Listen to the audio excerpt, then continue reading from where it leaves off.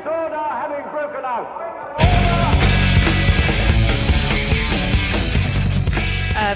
Welcome everybody to another edition of Praxis TV, and I would like to welcome Professor Diane Reay, who is Emeritus Professor at Cambridge University and visiting Professor at LSE, London School of Economics, and does a lot more besides around the issue of class and education. So welcome Diane, and thanks very much for coming along. My pleasure. Thank you for inviting me. Brilliant. It's so good to have you here. I'll ask you the same question that I ask everybody first off. And that question is, are you yourself working class? Well, I think, yeah, I'd say yes. But I always think I have to say yes with a proviso.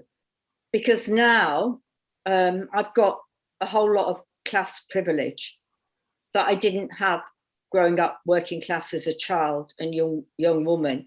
And I think it's quite important to recognise that, that I've got resources of cultural and social capital, as well as economic resources that the always working class don't have.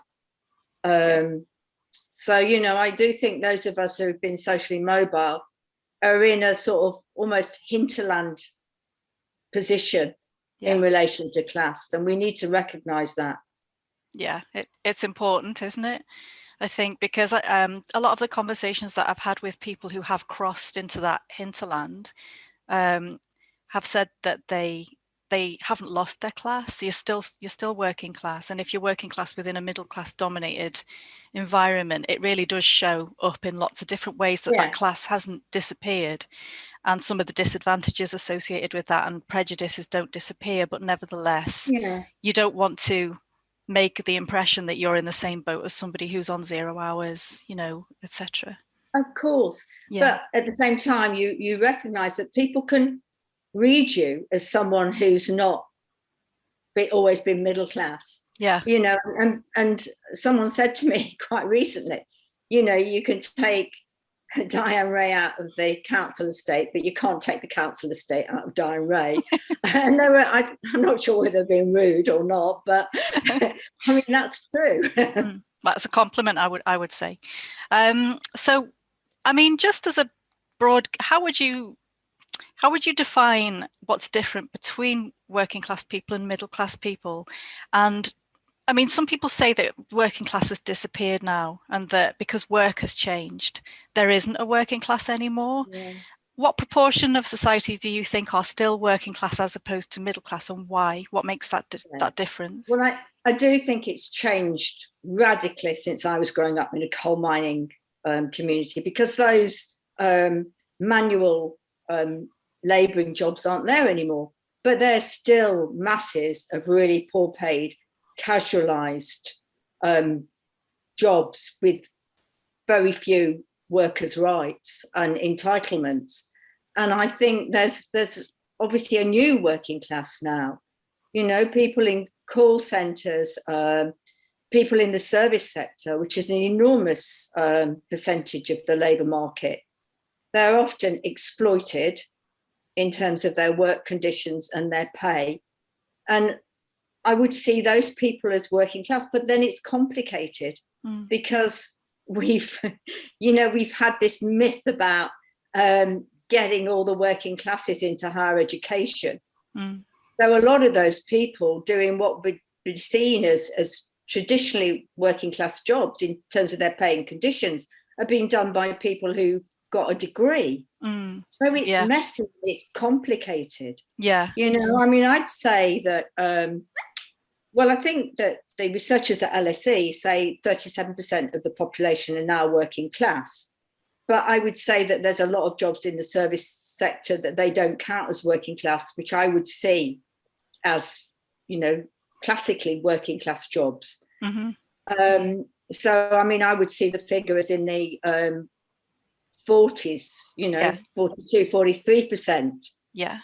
Jobs of teachers and health workers, which have been proletarianized. Yeah. And I think that teachers have far, far less respect and recognition than they did when I was growing up as a primary school child in the 50s. you know, and they've got intolerable work conditions in the same way as health workers often have. So I think there's a messiness around class that we need to put some time thought into reconceptualizing and bringing it up to date for the 21st century. Yeah, I would agree with that. And the other thing as well with those jobs, it almost seems as if as university education has become more open to working class people, and working class people have gone into jobs like teaching that used to be more middle class domain, the autonomy and the status has been swiped away from them. So it's probably a lot of teachers now, a much greater number of teachers now will be from working class backgrounds or from council house estate backgrounds, who've gone to university and they've landed in those jobs thinking that they've landed in a middle class job, and the middle class job has been proletarianized because they're there. You know, I agree with you. I mean, I would say there's not enough of them doing those jobs. Yes, but even so, I think that it's like with women too, you know, when the working classes move into a profession, an occupation, its status and its work conditions drop. Yes, just because it's women doing it, or because it's someone working class who's managed to do it. Yeah, it's the same within academia. Not valued in the same sort of way. Yeah. This is it. When lecturers are saying, you know, you used to be okay if you were a lecturer, you were in a secure position, you'd have a decent income, but it's become a lot less secure, hasn't it? But I'm sure it's no coincidence that that's happened around the same time that more working class people have stayed on within academia and become lecturers. You know, it just seems it has to be more than a coincidence that it's happened that way. But sometimes people use this idea that middle class jobs have become more proletarianized as an argument to say that there isn't really any such thing as classism anymore, and that we're all in the same boat, and that we should just look at sort of the 99% or working people as a general label. What do you think about that? Have you come across that yourself? I've had lots of people who say that class doesn't count anymore and it's not important. But I think that what they don't look at is a whole lot of stuff around attitudes and opinions in society, which show that working class people are looked down even more than they were when I was growing up, are denigrated, are seen to be not making enough effort, not having enough ability.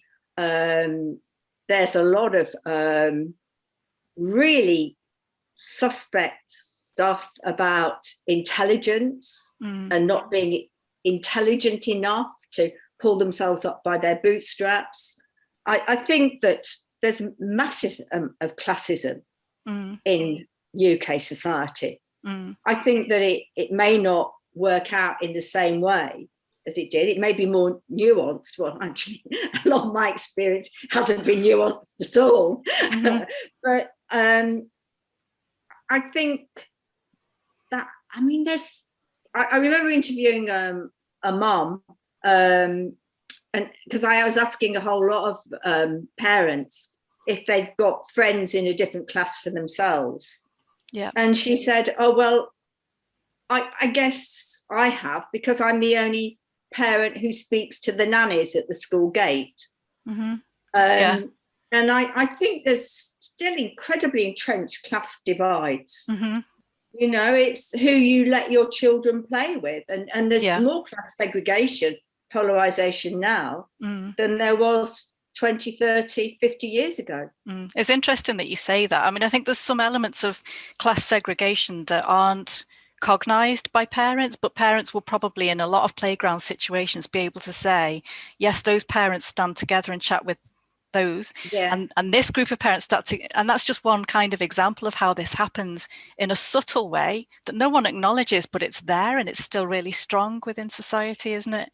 And so we can perceive each other's class, even though we don't always do it, you know, in a conscious way, sort of thing. And I think those of us that have been lucky and been able to be socially mobile and have you know, further and higher education need to be really reflexive about our own attitudes and opinions, because there's a lot of research that shows in Britain that the big divide is between those of us who've been educated a lot and those who have been educated very little, or what I would say failed by the educational system. Yeah. And there's a lot of looking down, and that's a class process too. Yeah, yeah. Yeah, you mean like the drawbridge mentality, that type of thing? Yeah, and a sense that you're in some ways intellectually but also culturally superior to people who left school at 16 and didn't have the opportunities that you had. Yeah, I mean, I think if you've come from a working class background and your education has been in something like sociology or something that used to have, more class awareness within it, I think it's probably more likely to prompt outrage and a desire to do something about that, and to let other people who are working class know about how this system works, and to unpick it and make it more visible, which is, I think, what you do. I think that's what your work is about. It's about a determination to make this thing that it's here and it pervades everything, but we don't talk about it enough, make it more visible. I think it's really difficult. I mean, I'll talk about my childhood later, but I think that what I have is, well, what often other people call a chip on the shoulder, but I see as a sense of righteous indignation about the way the world is and the inequality in it. But I think working class children, through our education system, but through other, aspects of society, are made to feel ashamed of their working classness. Yes, yeah. Or they feel a failure themselves and they can't put the finger on why it is, or why. So that's, I know a large part of your work sort of focuses on that. And it's important that we do out that, that we do make it more visible for people, for parents, for teachers, for kids, within government, because otherwise we have whole generations of children, one after the other, growing up thinking that they're less than, and not realizing that there's a whole structure behind why someone seems to succeed really easily and why they don't. So. Well, that's why we've got this myth of meritocracy, which is so pervasive and so destructive. Because success and failure in our societies seem to be totally down to the individual. And it's not seem to be to do with, I mean, just look at the recent report on race and ethnic disparities, which says that any inequalities suffered by different ethnic groups is down to a lack of aspiration and can be settled, by their own agency. They just have to do more, aspire more. Yeah, and that's always happened to the working classes too. It has, and that's a really interesting point and a really important one. So that report and that line that's coming sounds as if it's trying to do now to the issue of racism and race-related discrimination exactly what has been done, as you said, to working class people. One of the things that I've come across when trying to raise the issue of classism and trying to encourage sort of within the Labour Party, some proactive measures to combat that and to recognise it and combat it. One of the points of opposition has been, apart from class it's not as relevant now, or we're all working class now, or no one wants to identify as working class now, all these different things that come up. One of them is that it seems to be a fear that it will detract from the fight against racism, or it will detract from the fight against sexism, or some of the other fights that are ongoing, with inequalities. And what I've been trying to say is that it's not either or, it's not one or the other. There's a complex interweaving, and that we can't pull up the drawbridge on one group of, Well, the elite must be laughing at us, mustn't they? Because their project of divide and rule worked really well on the left. And I would always say that class is raced and gendered, that you can't separate them out.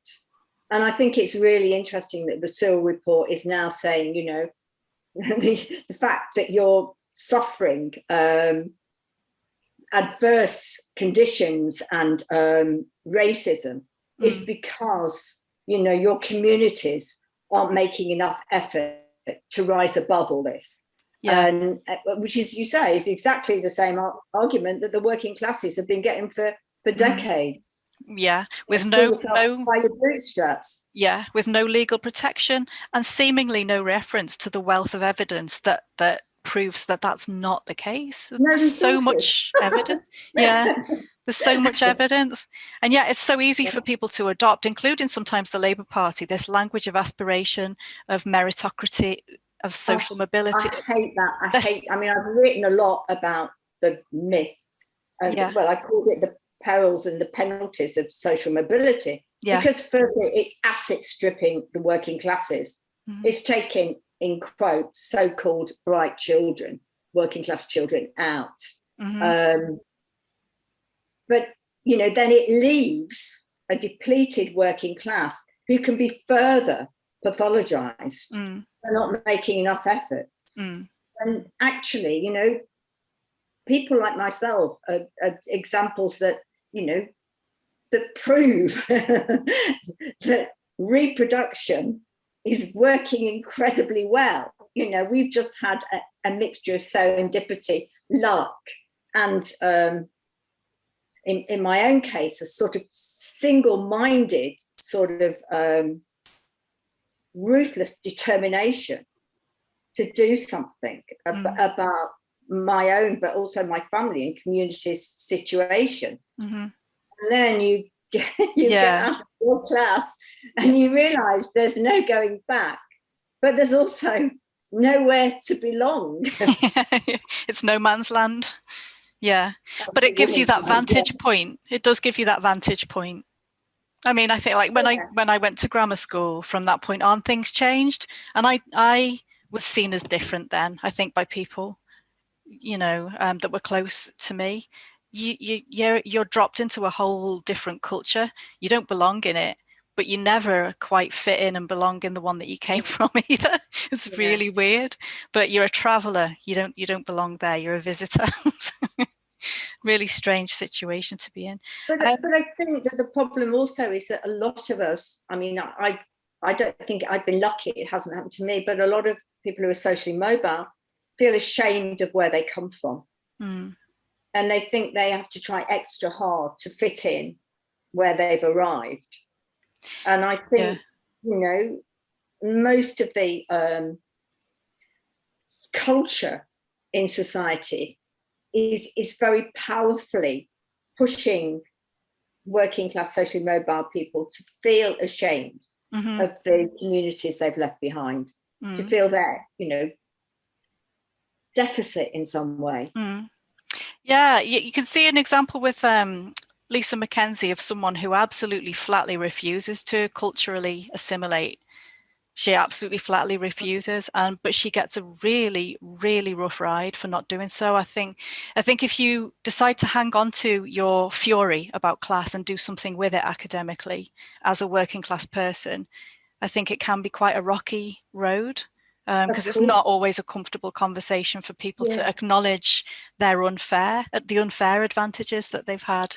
It's not for any of us, is it? You know, so in terms of like so white privilege or whatever, and what's happened with in the past with slavery and colonialism and so forth, that's not comfortable. It's not for me, you know. So I guess it's the same thing with the middle class, you know, that as soon as it becomes more apparent that a lot of their success has been drawn from unfair advantage, that don't know, it has a knock-on effect on someone's sense of identity and as a successful person and as a really, you know, standout bright person. Or so you're saying that the most common course of action is not to recognize that.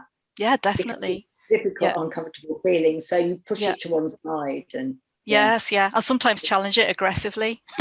I've come across that as well. So do you think we need new terminology, or do we need to try and reclaim the terminology of being working class? Do we keep those words, working class? Because sometimes people I do think they're really important terms, because for me, you know, stripping out the language of class means that we've got inadequate linguistic resources for talking about inequalities. You know, particularly economic inequalities. I mean, even with the language, not enough people are using it. So, I mean, I'd be really worried if we abandoned a class discourse, because, you know, there are problems. and it's not perfect, but it does, you know, it does allow us to focus very strongly on economic inequalities, which are growing exponentially in the UK, and particularly England.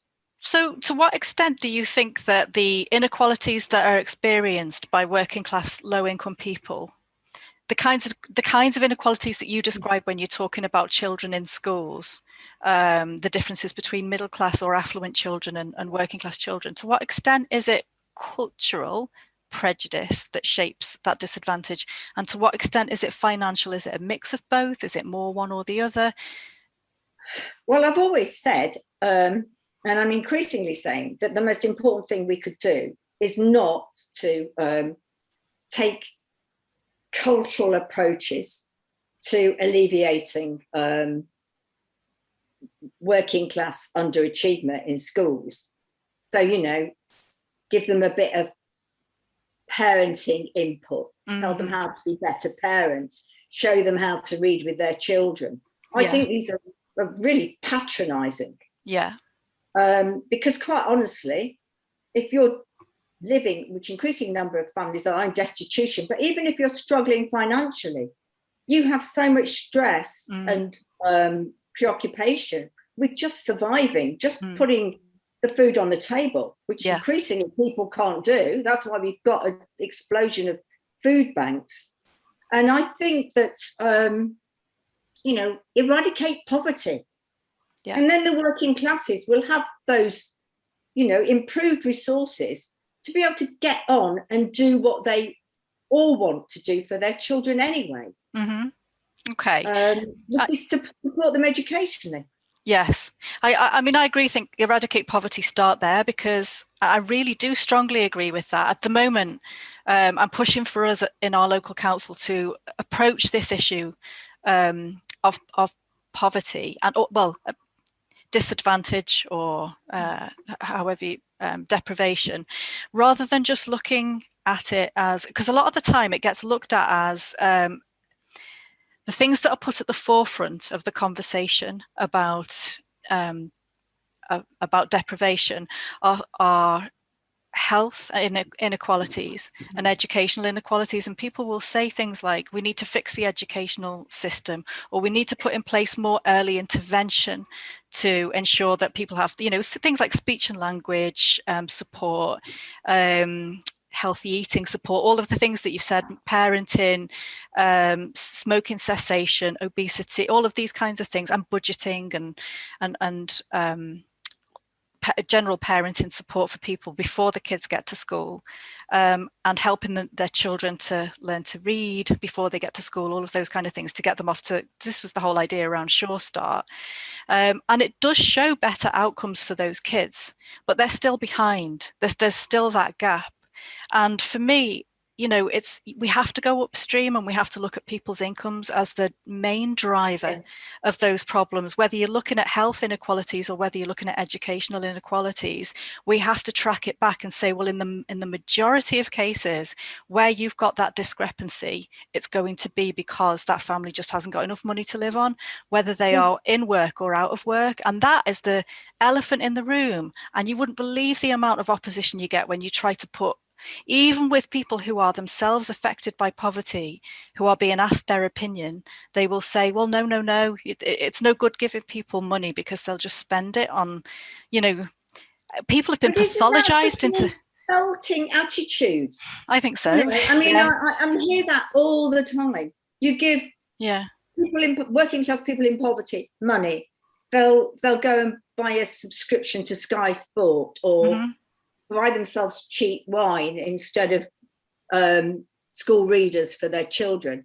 Well, fucking hell, to be honest, if I was really struggling financially, I'd need a drink and some mindless TV to watch. But I mean, there's a sense that, you know, it's another divide and rule, really, that you can have the good working classes who'll behave like the middle classes, or I not even like the middle classes actually behave, but like the middle classes are ideally seen to behave. And then you have the bad working classes who, you know, fritter and might buy lottery tickets and I go to McDonald's and I just think it is appalling. It is. And it is. It's shocking. And it's so obvious, isn't it, that if you're grinding by each week, you know, having to do the juggling that you have to do, knowing that you're not going to get this thing paid off this month or next month, and you're going to have to phone up and do the begging thing on the phone, that way of living your life, you know, running out of like, for us, it's been heating oil. You know, while my kids were babies, there were times when it was frosty outside and we didn't have any heating. We just had like a couple of little electric oil radiators, and then you have to pay 50 quid more to get the bloody thing started up again when you finally do get the money for the oil. And that's your ongoing grind. It's like, but you can't win. Yeah, you can't win in that situation. I mean, I remember when, because my parents gave up smoking, which they both did before they had the children, and drinking, so that they could focus. But they had 8 of us, so they would judge. So there's always something you can judge the working classes for not getting right. Yeah, there is. And I just think that it's a lack of comprehension, a lack of understanding above all, and no sort of grasp of what the experience of growing up in poverty is like for those people who are having to live it day in, day out. And that makes me angry, because, you know, in some ways they're setting the bar far higher for the working class poor than they are for themselves. Whereas it's just obvious that your life is going to be hectic if, you know, and you're not going to be able to sit there and read for hours to your children. You're going to be exhausted and your head's going to be fried, because that's just what happens, isn't it? So let me see what my next question is going to be. Many of them are right. Okay, so what I'd like to do now is just kind of talk more about education and poverty and class. So I just wanted to know if you've got any favorite sociological theorists or studies that describe and evidence how the education system treats middle class and working class children differently. So if you were giving a starter to newcomers to this actual subject area, where would you point them to? Well, I think a great book, which I use a lot as a basis in my own book, Miseducation, is Brian Jackson and Dennis Marsden, Education in the Working Class. And it's about growing up working class in the 60s, really, and 70s. And I think that is really powerful, because they're both academics from working class backgrounds. And they're also writing about their own experience. And they don't, I mean, there's not a lot of theory in there. They don't over conceptualize it. But I think the sadness and sort of discrimination that the young people face and experience comes through really powerfully. But I'd also say I'd read Bell Hooks. Right. Because she's brilliant on class, although she's mostly writing about race. And then I'd say Bourdieu, Weight of the World, which is not a heavily theorized book. I mean, Bourdieu sort of puts people off because he's like overwrites and uses sort of over elaborated language. But in Weight of the World, he's writing about the people he interviewed and their lives, and it's called The Misery of the World, really, Weight of the World. But and the burdens and the hardships they suffer growing up, mostly poor, but there's some people who've been downwardly mobile. So he writes about teachers too, whose jobs have been proletarianized, and just the hardships they have to face in their everyday life. So I think Weight of the World is a really good book to read too. Okay. Brilliant. Thank you. So what's the greatest, so there was a study that came out recently, I think it came out of government, and it was looking at disadvantaged kids, and it was saying that rather than poverty being the issue in itself, that there was differences between children that were, or young people that were at similar levels of poverty, backgrounds, depending on whether they had quality schools in the area or they had lots of quality job opportunities in the area. Any thoughts on that, or have you come across that? I mean, I hate this. I mean, Basil Bernstein wrote in 1970, education cannot compensate for society. And all that, I mean, I battled against the whole school improvement, school effectiveness movement when I started in academia. Because they were like hegemonic, you know, what they said went. But actually, schools and teachers make at maximum 20% of the difference in children's educational achievement. It's those earlier things we were talking about, the poverty, you know, the economic hardships. But I mean, it's interesting here because I would say that because often when you're talking about schools making a difference, there's a reference to some schools doing better than others. But there are academies that focus very, very, what I would say, rigidly on getting kids through exams, so like exam factories. And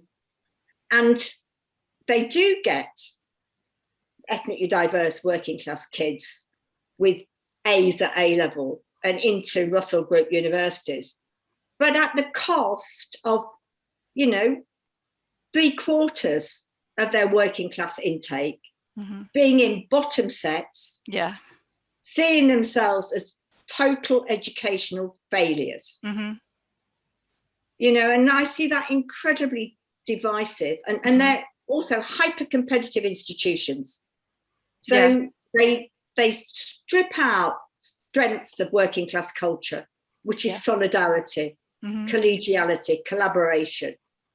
And they focus on, you know, making kids think that being the best of the best is what they should be aiming for. And I think that's incredibly divisive.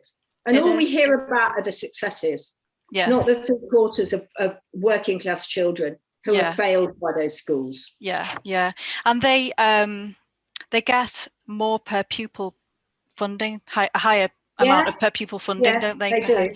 And they also can be quite selective, I think, academies, can't they? Some of them can, you talk in some of your some of the talks that you've given that are recorded on YouTube, you talk about streaming and setting and the damage that does. See, I think we see this because I think, well, if it's the same as what's happened with my children, they go into school, they go into secondary school, and they go in at a reasonable level, and then they just go down and down as they go through that school, because we live in quite an affluent area.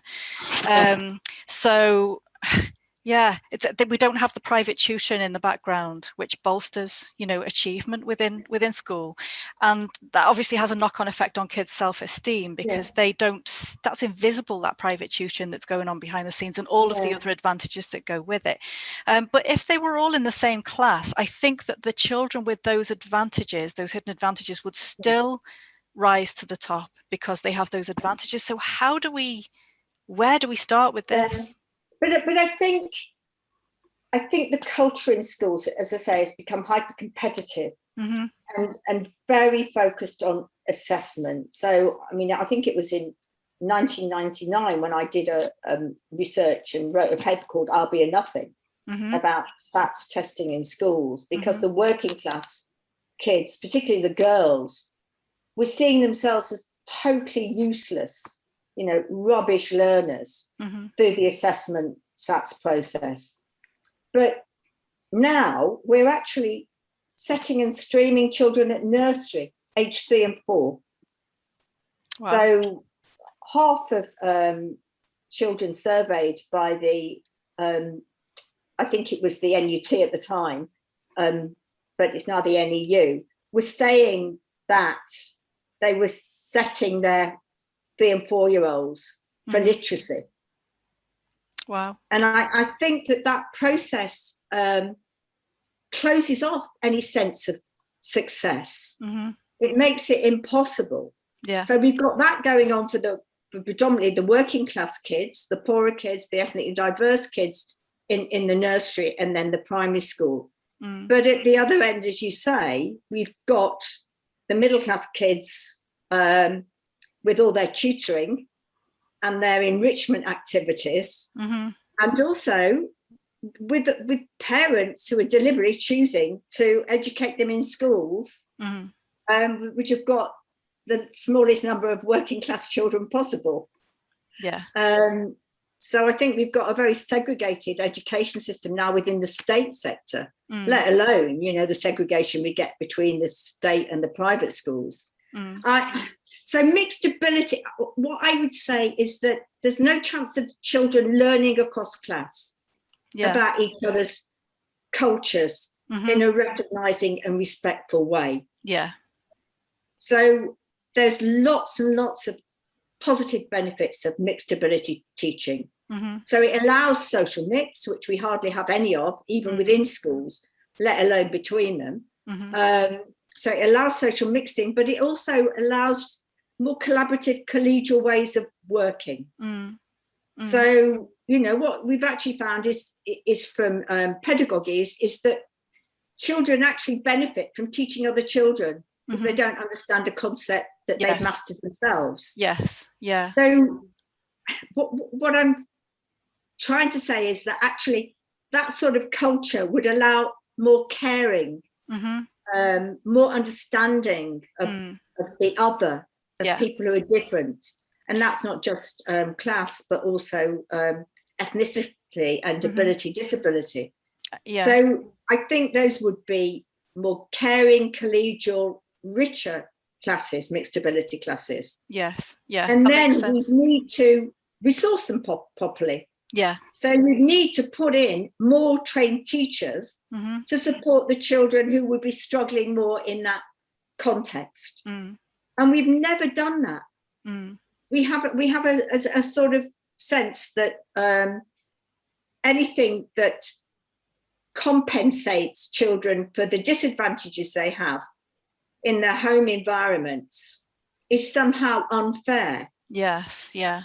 Yeah, that it's going to disadvantage the more affluent children. Already advantaged. Yeah. I mean, we're talking all the time about bloody level playing fields. And actually, that is one way of sort of leveling the playing field, leveling up. But no one really wants to do it. It's all rhetoric, realization. Yeah, I mean, like when you think about the culture in school, where children are forever being tutored, that it's about sharing, it's about all of our diversity, it's about all of the unique gifts that we bring. And, certainly like in terms of how kids are supported who have sort of special educational needs or whatever, the culture is encouraged, isn't it, within schools for children to respect each other's differences and to not see themselves above but within that same culture you've got this ever increasing reward of what's seen as excellence and the overemphasis on a smaller and smaller number of children who are able to get 9 A stars or whatever it is. It doesn't work. It doesn't work that sort of tokenistic, superficial focus on recognizing, respecting difference, because it's not actually embedded in the culture. Yeah. Because it's all focused on excellence. We ended up in the state sector parroting, sort of valorizing the private school sector. So we actually have ended up with an elitist state educational sector, which actually focuses on, ensuring the high flyers, in quotes, fulfill their potential. Yeah. But is at the cost of the majority of children fulfilling their potential. And of course, that's a class issue because most of that majority are working class kids. Yes. Yeah.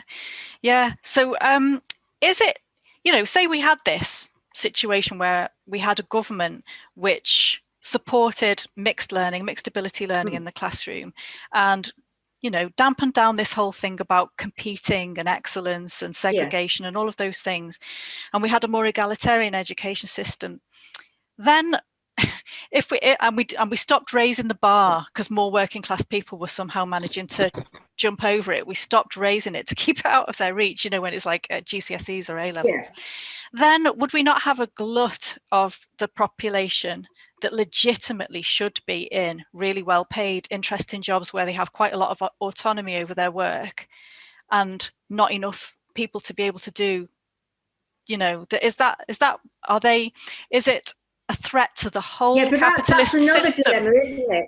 Yeah. I mean, because we've got it totally back to front, our value system, in terms of the labour market. Yeah. The most important jobs, and we've learned that through COVID, are the ones that are caring, frontline jobs. Yeah. And yet they're the least valued. Yeah. And they're the least well rewarded. Mm-hmm. And we really need to get our priorities. We do, and honest. Organised. It seems as if now more than ever we desperately need, having learned all of this through COVID about what's really important, what's really of value to society, what we really rely on, when the going gets tough. Yeah. We need to have a really honest conversation about the economy that we live in, the type of economy that we're in, which is a capitalist one, what that rewards, what it values, and how that really, how that has a knock-on effect on education system, and the class system, and the whole thing. The whole thing needs to have an honest conversation around it. But there's so little honesty. There's so much superficial, rather snidey sort of veneer of a tokenism, really. I mean, that like clap for carers. Yes. Which made me want to spit. Well, for fuck's sake, pay these people a decent wage. Recognise what an important, valuable job they're doing, and put your money where your mouth is. But the government are, 1%. Yeah. I mean, it's a disgrace. It really is a disgrace. One of the things that I noticed as well is even within sort of left politics, because I saw that you'd done a talk at a Momentum event. Yeah. And oh my God, you gave this great talk. It was like whoosh, straight to it with all of the evidence and everything, the arguments about class, really stark accounts of how the self-esteem of working class children are so badly harmed by us not, being open about the fact that there's stacked privilege. There's a stacked playing field, and it's not a personal failure, when they fall further and further behind. And none of that got a cheer. But when you said about getting rid of private schools, there was a massive cheer went up. And I remember there was a really strong movement in favour of that. Yeah, there was. Yeah. And it's like I feel like people who are left and middle class are comfortable in talking about private schools because they haven't been to one.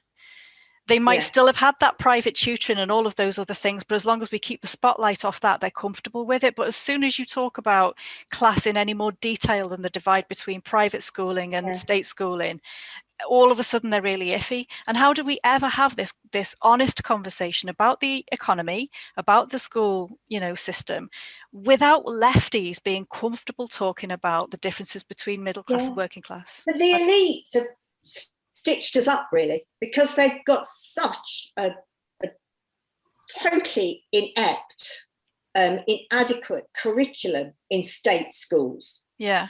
So, and there's even a growing divide now between the curriculum in working class schools as opposed to the curriculum in middle class schools, because working class schools are at the bottom of league tables. Right. And so they've got to focus far more intensely on the basics. Yes.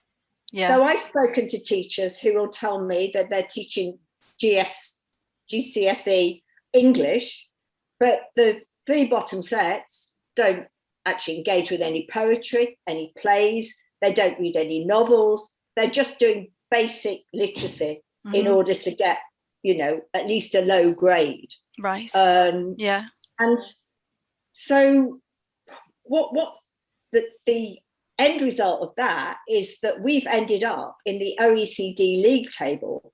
We're top for memorization, repetition, routine learning. And we're bottom, well, not quite bottom because Uruguay is just below us, but almost at the bottom for critical thinking skills, creativity, intrinsic motivation, and reflection. And that's what kids need. Yeah. They need all those skills they're not getting. And I would say political, social, environmental awareness, as well as the critical thinking skills and problem solving, yes, in order to make sense of their own position, not just within the education system, but society more widely. And that's why people are easily misled, I think, by lying politicians, mentioning no names.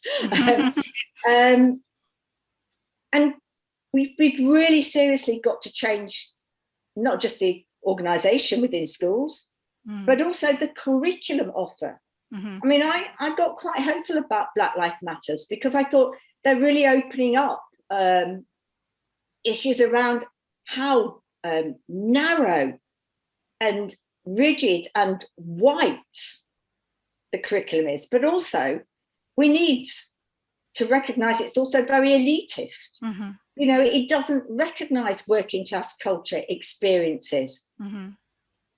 And I think there needs to be a parallel movement, you know, to sort of say that pedagogy and curriculum are not fit for purpose in our society. They're actually allowing divisions to be perpetuated.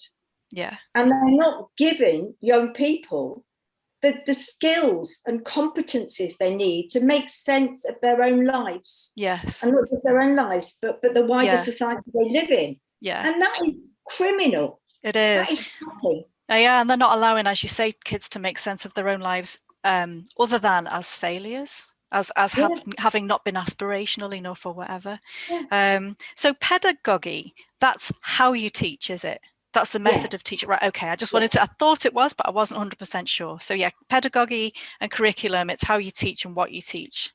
We need to look at that.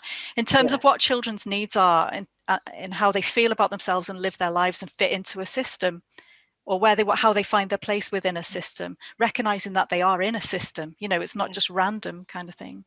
And also, I mean, the focus on hyper competition has robbed working class children of the ability to use skills that they bring from their own culture, which the most interesting thing for me, and I haven't written about it, but I've thought about it a lot, is that I've got lots of interviews with working class kids, middle class kids, and even upper class kids. And what strikes you when you look at the transcripts is that the working class kids far, far more regularly use we.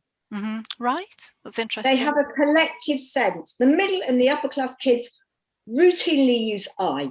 Wow, that's interesting. And I think that, you know, and that really, really resonated with me because, you know, there was a sense of solidarity in my coal mining community. We had a strong sense of being of being all in it together. And that's been stripped out of working class communities. You know, the solidarity. It has, and my observation, and I don't know whether this has been studied, but having been a traveller in middle class worlds through grammar school, through university, and then through work, and now in politics, even on the left, is that the culture growing up is very, very much more individualistic and competitive, even sibling against sibling. Whereas within working class families, everyone muddles in, and there isn't that huge expectation on, you know, from the parents. Just before lockdown, I was interviewing in reception classes. So we're talking 5-year-olds. And I was in both middle and working class schools, but in both those schools, in both the middle class school, but also in the working class school, the 5-year-olds said, it's no good being good or the best. You have to be the best of the best, which is an appalling rhetoric out of whoever's mouth it's coming out of. But a 5-year-old working class child to tell you that. When, you know, it's expecting them to not just climb one mountain, but go and scale another 10 more afterwards. In order to be anywhere near any good. That's terrible. It's like there was, I think there was a Welsh school, I can't remember, I think what was it? I don't think they have academies there, or I'm not sure, but there was a school where they were saying, I aspire, you aspire, we aspire every morning. So these were like low-income kids that were being trained. No, that's what I found. It was mine was an English academy school, right? Where they had to go. No, I did it like this: I aspire, you aspire, we all aspire. Awesome. Shocking. It was chilling, actually. It is because Yeah. Because these children were, they were free school meal kids for the most part. Mm-hmm. And they weren't going to have the resources. They were going to have those aspirations. Yes. But no resources to enable them to fulfill those aspirations. Yeah. That is a terrible form of symbolic violence. It is. It's a terrible thing to do to children, isn't it? Yeah. Yeah, it is. It's horrendous, and we need to talk about it more. So it's like those children are being conned, into thinking that they can reach for the stars when they haven't got the networks, they haven't got the affluence at home, they haven't got all the space at home, they haven't maybe got the IT, they don't go out on the educational trips, they don't get the private tutoring. This all adds up to a huge amount of confidence, like over self-confidence. And they've always got those tokens, like I was used as a token. Come on, if I can do it, why can't other people? Yes. And now they're often ethnically diverse working class young people who are used as tokens to beat the rest of the working classes over the head with. Yes. Yeah. Because they're not doing the same. Yes. Well, they're always going to be tokens, and they're all going to be a tiny minority. Mm-hmm. Yeah, because you've managed to get always, through.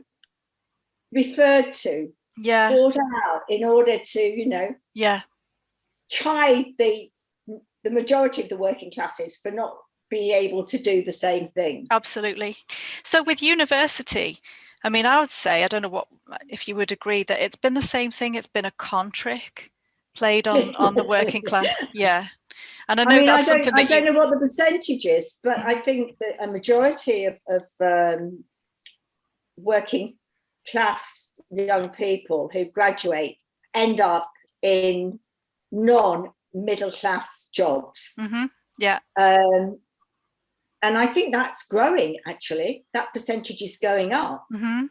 And it's gone up steadily as widening access and participation has increased. Yes. So they've got terrible debts. Yeah. That, tens of thousands of pounds in debt. Mm-hmm. Yeah. And they're often doing jobs that would not have required, more than GCSEs 10, 20 years ago. Mm. And any conversation about social mobility without that right at the top of the list is not an honest conversation, is it? Of course not. Yeah. It's a con trick. Yeah. I think it's been a con trick, and as I think you've said as well, that it hasn't taken them anywhere. It just hasn't taken them any further. It hasn't changed anything for the working class other than to get them in debt. So, and to raise expectations that they're going to have a middle class secure life, and status, that middle class status, and it just doesn't result in that for most working class people. It is interesting. There's more and more working class young people have gone into the university sector. Mm-hmm. That sector has become more and more hierarchical. Right. You've got the elite universities like my own and Oxford. Then you've got the others, which are predominantly middle class with just a few working class intake. Mm-hmm. And then you've got a whole lot of new universities which are on the verge of going bankrupt because their income situation is really vulnerable. Mm-hmm. And that's where you find most of the working class students. Yes, yeah. And they're oblivious to the fact that there is this hierarchy a lot of the time when they go in. I think it's interesting. The research we did showed that quite a number were saying, well, this is a rubbish university for people like me. Right. Which is appalling. It is awful. It is. It's dreadful. Some of those universities are great, but I mean, they're just not financially resourced. Yes. They're not, they don't have the resources that somewhere like Cambridge has. Yeah. Or the kudos. Yeah, but I mean, what the most interesting thing for me, moving from, because I went from South Bank to King's to London Met and then to Cambridge. Yeah. And actually, I was surprised at how ignorant the Cambridge undergraduates were. Right. Yeah. Particularly compared to the students at London Met. It's always, had an enormous amount of experience, were often matured, often really struggled to get there. Mm-hmm.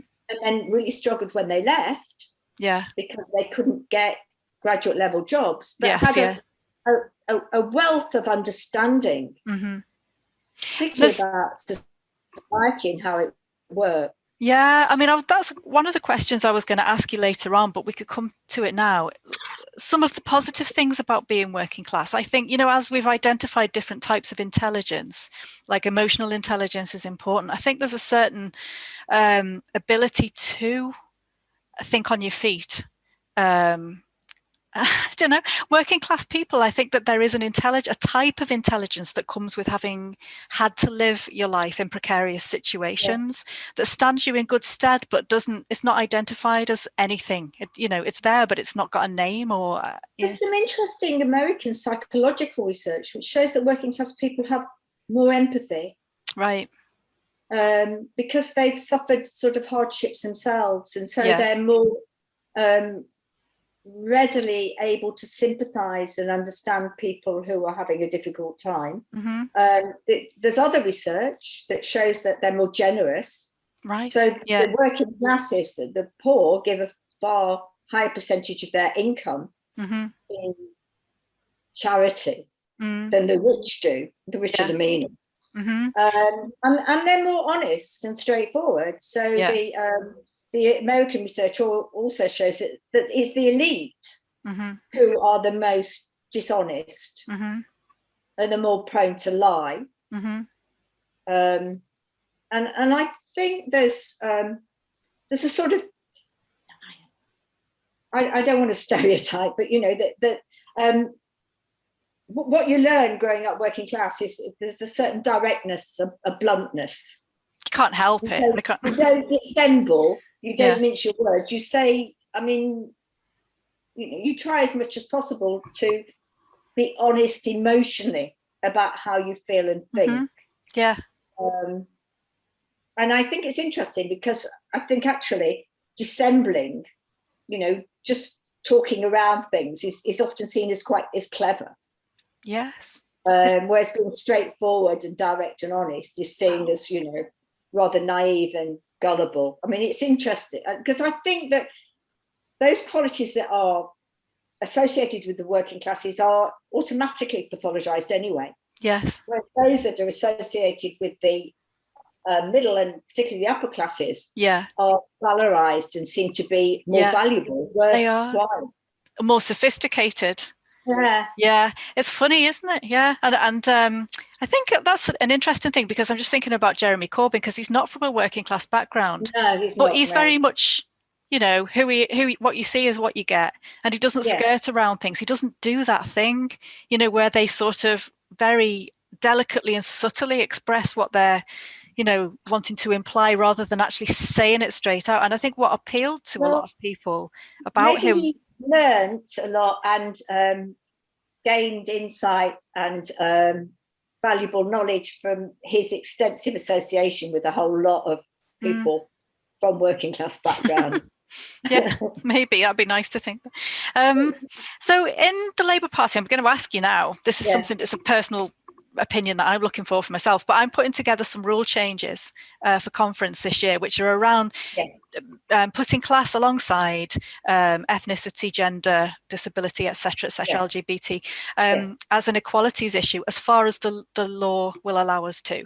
So, where we've got sort of like women's society, and we've got, Black Labour left or whatever, that we would be able to have a sort of working class society, but also that the way that we do socialist societies at the moment, you need to sort of give a certain amount per member back to the Labour Party from subs, whereas if it's society for people that are on low incomes, you can't, in the first instance, as someone from a working class background, you're less likely to have the time, the skills, the networks to be able to set the thing up and publicize it. And then your members are going to have less likelihood of being able to afford to be in it. But that's how people buy themselves a seat at the table and influence the party and the democracy. So we know that we've got like only 3% of MPs that are from working class backgrounds or less now, which is shocking within a party.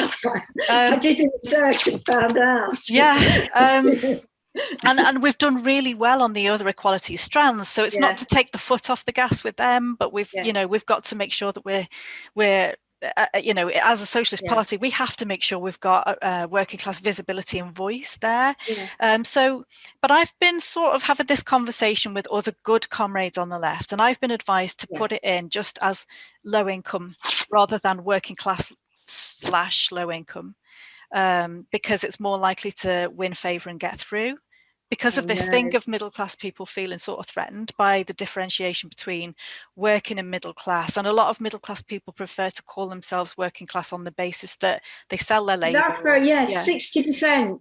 But I think that a lot of them are like the two of us. They're doing that because they've been socially mobile and they don't want to feel separate from where they come from. Yeah, maybe. So there's a holding on to your background often in that. Yeah. But also because I'm the other group, the other cohort in this are the people who don't want to recognise their privilege. Exactly. Yeah. So calling yourself working class is saying, you know, I'm honest, down to earth person who's not got a lot of resources. Yes. And then they lie about their income and their wealth. Yes. Yeah. I mean, I'm torn really. I don't know whether to just talk about poverty, because we know that's probably the biggest. If we can sort that bit out, you know, and most people who are working class are on low incomes, but not all. Not everybody who's from a working class background is, and all working class people have something to offer in terms of mobilising as a group within the Labour Party, you know. So I'm sort of reluctant to leave working class out of my motion. It's a minefield. I think it's really hard. I do think it's really hard because particularly in the Labour Party, the term working class, I mean, I don't know about you. I mean, I now live in Jeremy Corbyn's constituency. Oh, okay. And I've been a Labour Party member for years. Although I did leave about the Iraq war, but I rejoined.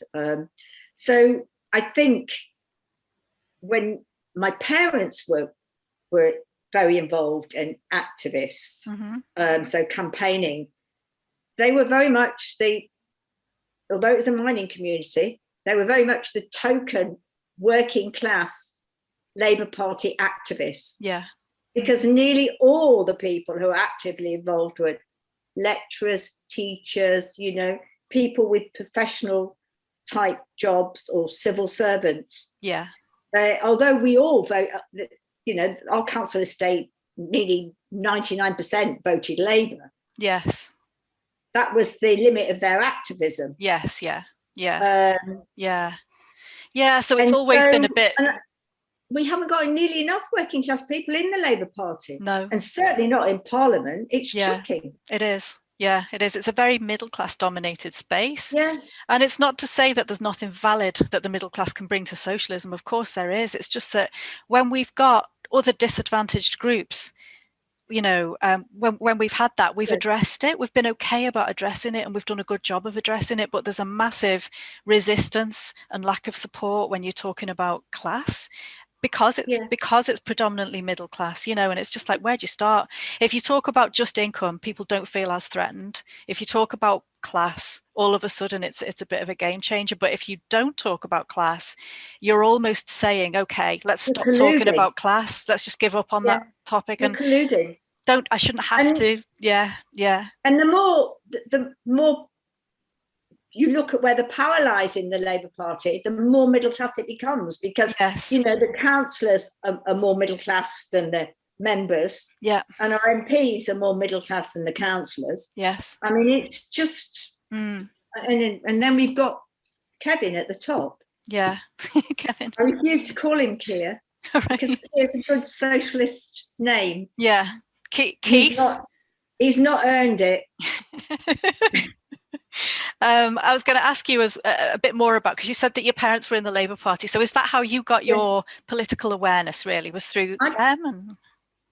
Yeah, I've got but I think it goes back further than that, because my mum came from a very politicised coal mining family. Her dad was a miner, and her grandfather. And they had a shocking family history, because there was the miners' strike during the Great Depression, and my granddad was out. He was one of the last miners to go back, and for that he was paid less when he went back than before he went on strike. But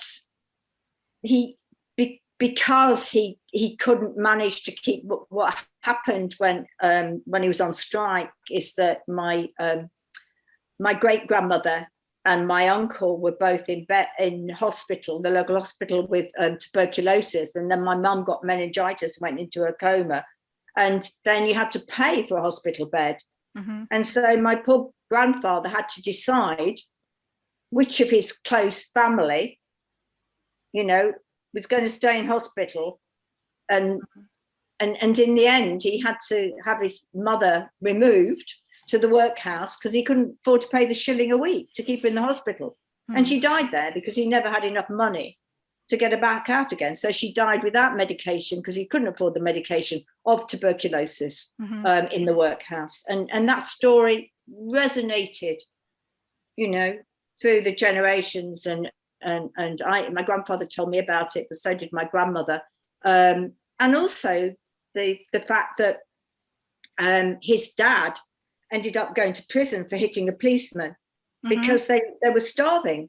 Right. I mean, my mum was had malnutrition as a child, and my great grandfather was poaching and had got 2 rabbits and got sort of stopped by the local police constable, and rather than give up his rabbits, he thumped him. So he ended up in Derby jail for a year. Wow.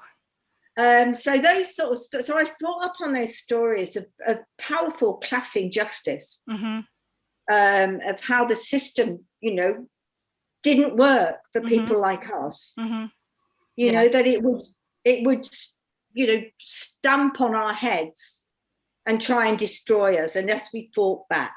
Yeah. So there was always a powerful sense that that injustice was out there and we needed to challenge it, which is why I don't know if you've ever heard the story of my first day at school. No. Which is, I mean, it was mad because by then my mum had got 4 of us. I was only 4. I started just before my 5th birthday. And so she just dropped me at the school gate when I was already late. And I got taken in by the secretary to this reception classroom. And I could see 4 of the kids from the estate sitting at a table. And the teacher told me to sit there. So I sat there and I looked round and they'd all been given proper activities to do. And we'd got an alphabet sheet. And I could do the alphabet. My mother taught me to read when I was 3. I was already teaching my younger sisters to read. And so I put my hand up and said, I can read, miss. Can I sit at that table? And of course, I got into lots of trouble. And that was the beginning of being in lots of trouble at school. Yeah. Being stood in a corner, made to have a dunce's hat on, stood on a chair, said to the head teacher, because I think I've been programmed to challenge things if I thought they were unfair and unjust. Yes. And actually that's been a real strength. It wasn't a strength at the time because I was constantly getting into trouble at school. It's not regarded as a strength, is it? Within a school environment. Yeah. I was just talking too much. I mean, but it just shows how the school system works. Yeah. Because by the time I got to grammar school and then started to do well and academically, and in the 6th form, I'd stopped speaking altogether. Right. Because I'd learned that, most of the time what I was saying in a middle class context wasn't right. Yeah. Or could get me into trouble. Yeah. So the best thing to do is to shut your mouth, keep quiet, and just. So I can feel that. Yeah. When you speak about it, that feeling of being gagged and suppressed, it's like I can feel it. It's really uncomfortable, but I think it's probably familiar to an awful lot of working class people. Especially working class people who have that understanding.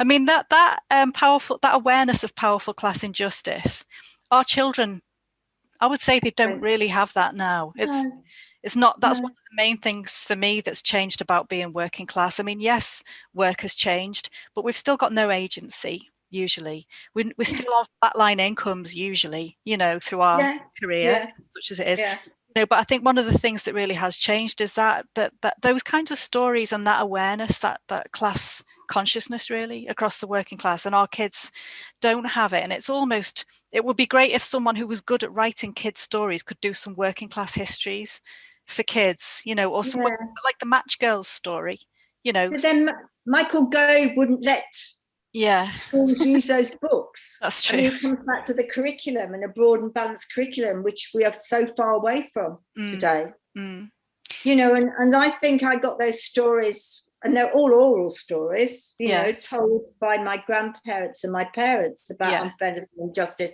I don't think that happens anymore. No. You know, people are made to feel ashamed instead of angry about the injustices they have to live. Do you think that the left are under the impression that they can achieve socialism without the working class and without a class conscious working class, do you think? And do you think that's possible? Because that fight, you know, a lot of the stuff around poll tax, you know, the riots and all that kind of, it came from a class conscious working class. It didn't come from, because middle class protests are banners, placards, nice, you know, polite, you know, whereas working class, it's like, we're pissed off, you know, you've crossed the line. It used to be, but how does anything get changed or achieved without the working class? Is it possible? The big thing that's changed, I think, in relation to working class communities is that the support networks have been stripped out, and particularly unions. The union was so big in our life when we were growing up. And we, during the strike, we had a poster of Arthur Scargill above the mantelpiece. So, you know, he was the hero. And actually he did things for the workers, even when the upper echelons of the union sold us out. But also, I mean, you know, it's what's been stripped out is a lot of the pride. I remember my mum, there was a local strike, and my mum, I must have been in my early teens, maybe, just started at the grammar school, and she took me along to the church hall. It was the Church of England church hall. We were all chapel, and the Women's Institute had got a soup kitchen for miners' families. And she stood me outside the door and she said, just look in there. She said, I'd rather die than have you or any of your sisters or brother having to go there. Right.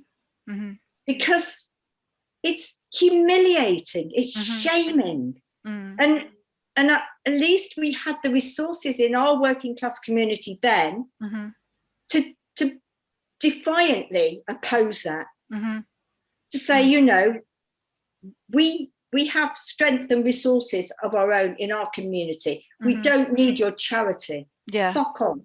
Yes. And now there's none of those resources in local working class communities. And food halls and food banks that did a survey, the NEU, and said that 37% of teachers had snacks and biscuits and crisps in their desk drawers or classroom because children, to give to hungry children. Yes. Yeah. It's horrifying. And it's been normalized.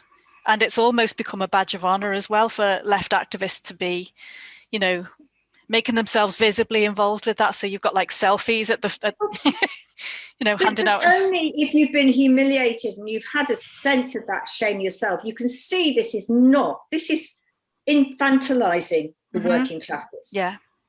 It's stripping out their pride, you know, give them the fucking money, the resources to buy their own food. How humiliating and I mean, some of the things I've read about food banks, you know, you don't want to put alcohol in there because that, you know, that could be corrupting of the working classes, and as I said before, probably if I was ended up in poverty again, the first thing I would need is a nice stiff drink. Definitely. I wanted to just quickly ask you about kids' enjoyment of school, because I know that you've done some really valid work on that across the class spectrum. So how happy they are within schools, and whether, how much of a traumatic experience it is for some. A child mental health well-being crisis in English schools. Children are more unhappy in English schools than anywhere else on the continent, in the EU. It's shocking, but the problem is that it's working class children who are the most unhappy. And the OECD have just published a table, I think it's from 2020, which shows that the child well-being social class gap is highest in England than anywhere else other than Latvia. Wow. And that's because we've got growing inequality and polarization. You know, and these children are stuck in the bottom sets with no sense of fulfillment or even enjoyable things that they can do and engage with. Yeah, I mean, learning about a culture that feels alien and distant. Social class attainment gap has got bigger under COVID. And didn't you, I mean, wouldn't you have laughed about that? I mean, I just thought when the Labour Party manifesto came out, I thought it was great. And I thought, free universal broadband, that is brilliant. That's what working class families need, you know, instead of 5 kids having to share their mother's mobile. And it got really derided and rubbished and scorned. And then we got COVID, and what actually those kids desperately needed was free universal broadband. It's with the broadband thing, it was the same with buses. I can remember when Corbyn stood up in Parliament and said that, you know, we needed to prioritise the bus network and bus travel and so on. And that was, the Tories literally laughed their head, you know, it wasn't. And I think he was advised not to sort of bring that up again. But that's a working class, and the things that working class people do rely on and do need, it should be a matter of shame. We should make it really clear that it's a matter of shame for anyone to scorn or deride. It's become normalised and acceptable to laugh at the working class and the things that they rely on and need. And it sometimes even happens within the left, within the Labour Party, not necessarily within the left of the Labour Party. But I do think, going back to the happiness and well-being, you know, children can't learn if they're distressed and unhappy and feel an abject failure in schools. And that's what we're doing to lots and lots of working class children.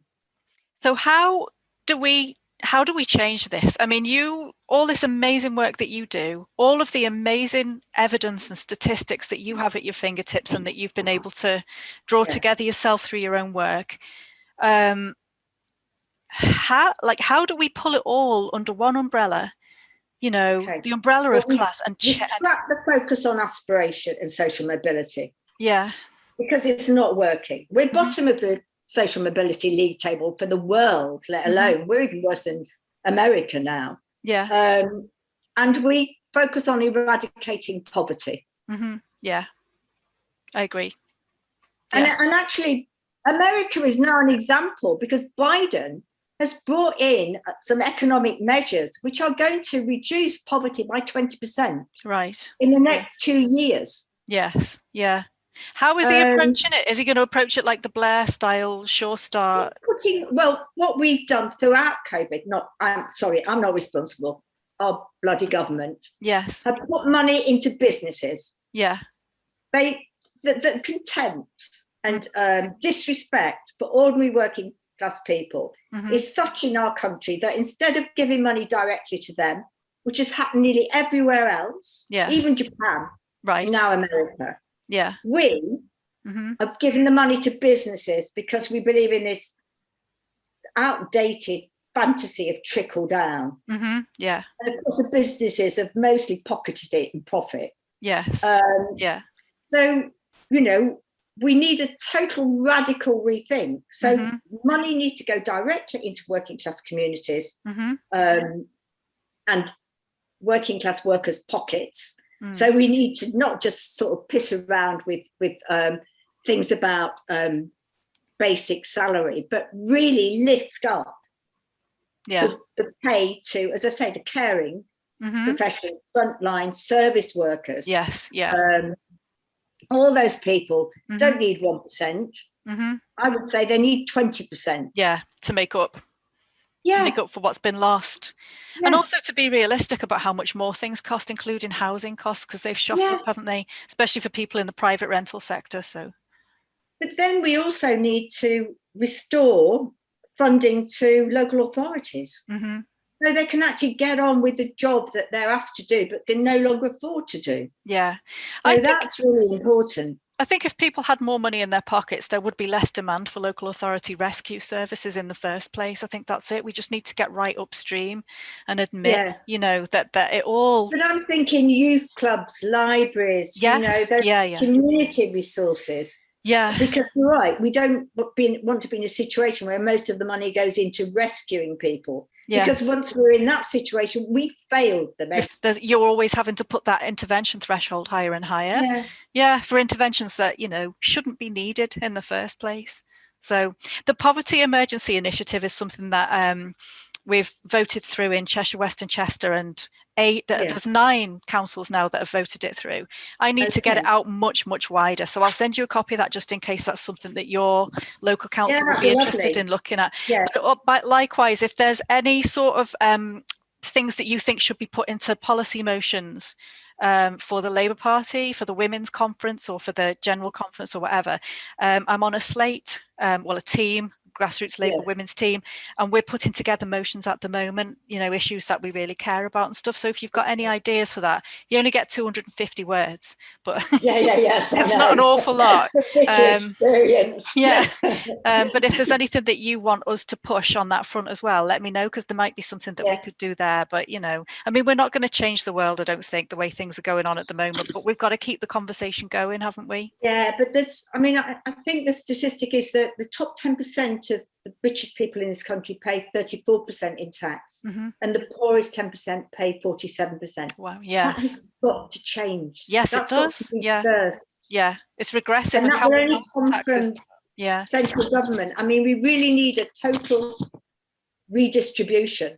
And we need to do that through the tax system. But then what worries me is that British social attitudes show that a majority of people in England, I don't think it's the same in Scotland and Wales, think that people who make lots of money should be allowed to hold on to it. Yeah. Well, there's a valorization of profit. Yeah. You know, that wouldn't, it's not the same in Japan or Finland. No. I mean, again, I think it's why we have to keep the conversation alive, or rekindle the conversation about class within the Labour Party, because if we don't do it within socialist spaces, it won't happen anywhere.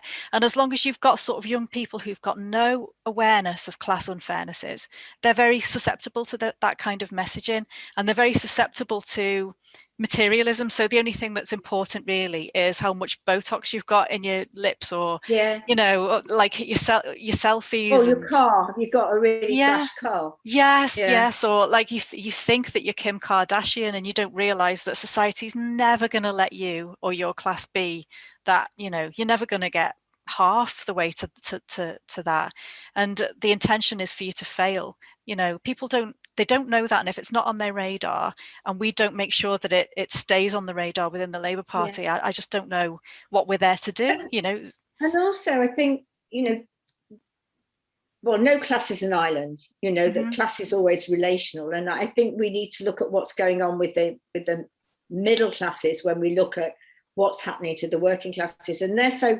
desperate about not being downwardly mobile. Yes.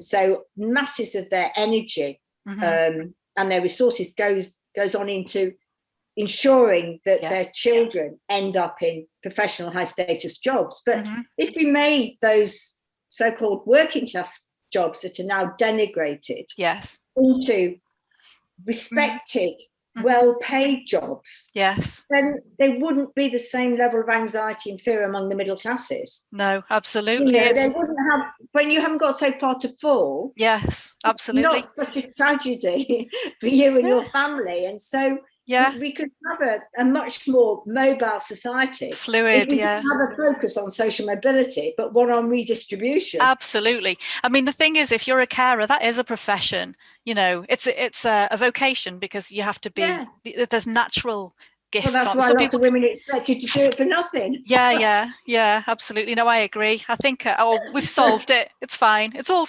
going to be fine. Well, I'd like to thank you very much for coming on the show to talk to me, and I'm so interested in the work that you do. Just to let people know that for an introduction to the work that you do, they can have a look on YouTube. There's some really good talks. If you just look up Diane Reay on there, you can see some of the studies that she's done and some of the research that she's spearheaded, and some of the main points that have come from that. And we'll put in the blurb on underneath the video on YouTube more information about where you can access your work. And so I hope that we can stay in touch, and thank you so much for coming on. Thank you so much for inviting me. It's been a pleasure. Thank you. Democracy.